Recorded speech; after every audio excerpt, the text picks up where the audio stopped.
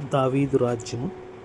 నీ దినములు సంపూర్ణమగునప్పుడు నీవు నీ పితరులతో కూడా నిద్రించిన తర్వాత నీ గర్భఫలము నుండి వచ్చిన నీ సంతానాన్ని హెచ్చించి రాజ్యమును అతనికి స్థిరపరిచెదను. అతడు నా నామము ఘనత కొరకు ఒక మందిరమును కట్టించును. అతని రాజ్య సింహాసనమును నేను నిత్యముగా స్థిరపరిచెదను. నేను అతనికి తండ్రినై యుందును, అతడు నాకు కుమారుడై యుండును. అతడు పాపము చేసిన ఎడల నరుల దండముతోనూ మనుషులకు తగులు దెబ్బలతోనూ అతన్ని శిక్షింతును. గాని నిన్ను స్థాపించుటకై నేను కొట్టివేసిన షౌలునకు నా కృప దూరమైనట్లు అతనికి నా కృప దూరము చెయ్యును. నీ మట్టుకు నీ సంతానమును నీ రాజ్యమును నిత్యము స్థిరమగును. నీ సింహాసనము నిత్యము స్థిరపరచబడు.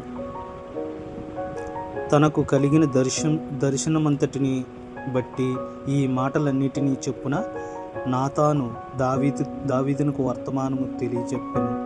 దావీదు రాజు లోపల ప్రవేశించి యెహోవా సన్నిధిని కూర్చుండి ఇలాగున మనవి చేసెను.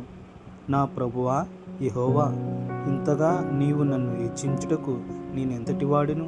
నా కుటుంబం ఏ పాటిది? ఇంత హెచ్చుగా చేసినదంతయు నీ దృష్టికి కొంచెమై మానవుల పద్ధతిని బట్టి బహుకాలము జరిగిన తరువాత నీ దాసుడినైన నా సంతానమునకు కలగజేయబోవు దానిని గురించి నీవు సెలవిచ్చి ఉన్నావు. యెహోవా నా ప్రభువా, దావీదు అను నేను ఇక నీతో ఏమి చెప్పుకుందును? యెహోవా నా ప్రభువా, నీ దాసుడినైన నన్ను నీవు ఎరిగి ఉన్నావు. నీ వాక్యమును బట్టి నీ ఇష్టానుసారముగా ఈ కార్యములను జరిగించి నీ దాసుడునగు నాకు దీన్ని తెలియజెప్పితివి.